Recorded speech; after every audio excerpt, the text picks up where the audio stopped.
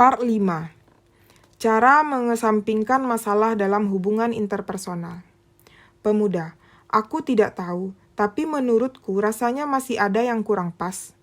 Filsuf, baiklah, coba kita bayangkan sebuah adegan ketika orang tuamu menolak mentah-mentah pilihan tempat kerjamu. Mereka sebenarnya menentangnya, bukan? Pemuda, ya benar, aku tidak akan berkata mereka menolaknya mentah-mentah, tapi mereka memang mengucapkan berbagai komentar sinis. Filsuf, nah katakanlah kita melebih-lebihkannya dengan berkata mereka menolaknya mentah-mentah. Ayahmu terus mengomel dengan penuh emosi dan ibumu memprotes keputusanmu dengan mata berkaca-kaca. Mereka jelas tidak setuju engkau menjadi pustakawan, dan kalau kau tidak mau mengambil alih usaha keluarga seperti yang dilakukan kakak laki-lakimu, mereka kemungkinan besar tidak akan mengakuimu lagi sebagai anak. Tapi cara menerima emosi tidak menyetujui adalah tugas orang tuamu, bukan engkau. Ini bukanlah masalah yang harus kau khawatirkan. Pemuda, hei, tunggu sebentar. Apakah maksudmu tidak penting bagaimana sedihnya orang tuaku dibuatnya? Filsuf, benar, itu tidak penting. Kau pasti bercanda. Memangnya ada filosofi yang merekomendasikan perilaku yang tidak berbakti terhadap orang tua? Filsuf, yang bisa kau lakukan sehubungan dengan hidupmu sendiri adalah memilih jalan terbaik yang kau yakini. Di pihak lain, ukuran seperti apa yang dikenakan orang lain pada pilihan tersebut, itu adalah tugas mereka, dan bukan hal yang dapat kau ubah. Pemuda, apa yang orang lain pikirkan tentang dirimu, entah mereka menyukaimu atau tidak, itu adalah tugas mereka, bukan tugasku. Itukah yang ingin kau katakan? Filsuf, itulah yang dimaksud dengan pemisahan. Engkau mengkhawatirkan pandangan orang tentang dirimu. Engkau khawatir akan dihakimi oleh orang lain.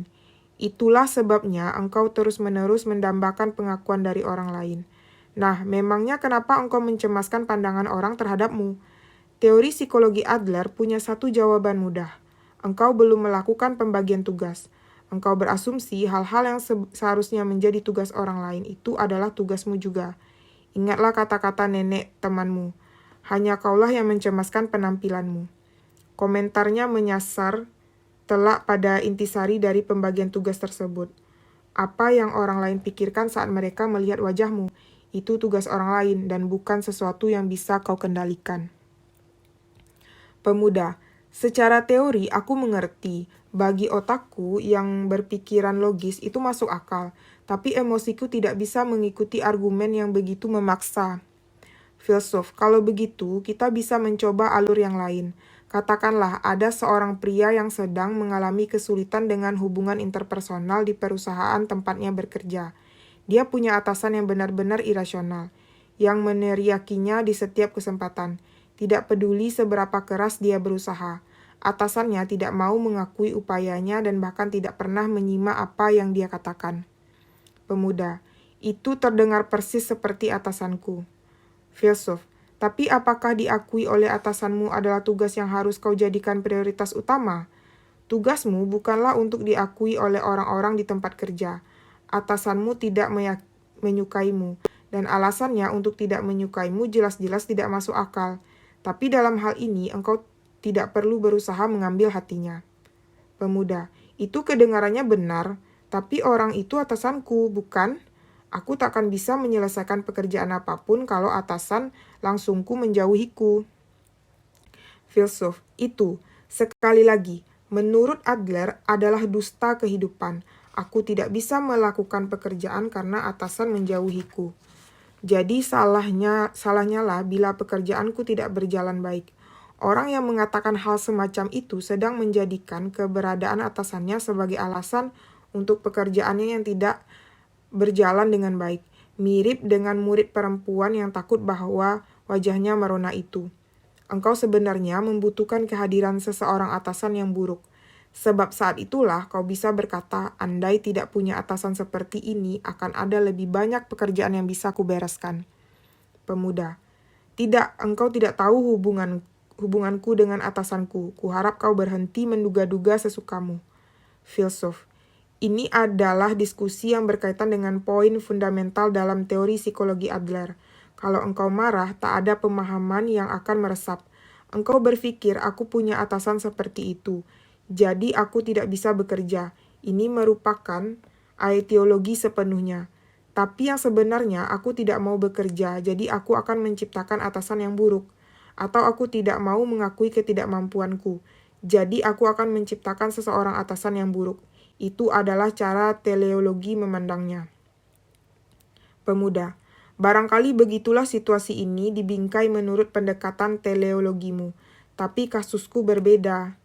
Filsuf, kalau begitu, misalkan kau sudah melakukan pembagian tugas, bagaimana situasinya? Dengan kata lain, tidak peduli seberapa keras atasanmu berusaha melampiaskan amarahnya yang tidak wajar kepadamu, itu bukanlah tugasmu. Menghadapi emosi yang tidak wajar adalah tugas atasanmu. Tak ada gunanya mengambil hatinya, atau mengalah padanya sampai ke titik yang mana engkau tunduk. Engkau seharusnya berpikir, apa yang harus kulakukan adalah menghadapi tugas kehidupanku sendiri tanpa berdusta. Pemuda, tapi itu filsuf. Kita semua menderita dalam hubungan interpersonal. Mungkin berupa hubungan dengan orang tua atau kakak dan mungkin hubungan interpersonal di tempat kerja. Nah, terakhir kali kau berkata menginginkan sejumlah langkah spesifik. Inilah yang kuusulkan. Pertama, seseorang harus bertanya, tugas siapakah ini? Lalu lakukanlah pembagian tugas. Lukiskan dengan tenang sampai ke titik apa cakupan tugasnya. Dan di titik mana itu berubah menjadi tugas orang lain. Dan jangan mengintervensi tugas-tugas orang lain atau mengizinkan seorang pun mengintervensi tugasnya. Ini adalah sudut pandang khusus yang revolusioner dan unik pada teori psikologi Adler, dan berpotensi mengubah masalah hubungan interpersonal seseorang sepenuhnya. Pemuda, aha, aku mulai melihat apa yang kau maksud ketika kau mengatakan topik diskusi hari ini adalah kebebasan. Filsuf, benar, kita sedang mencoba membicarakan kebebasan.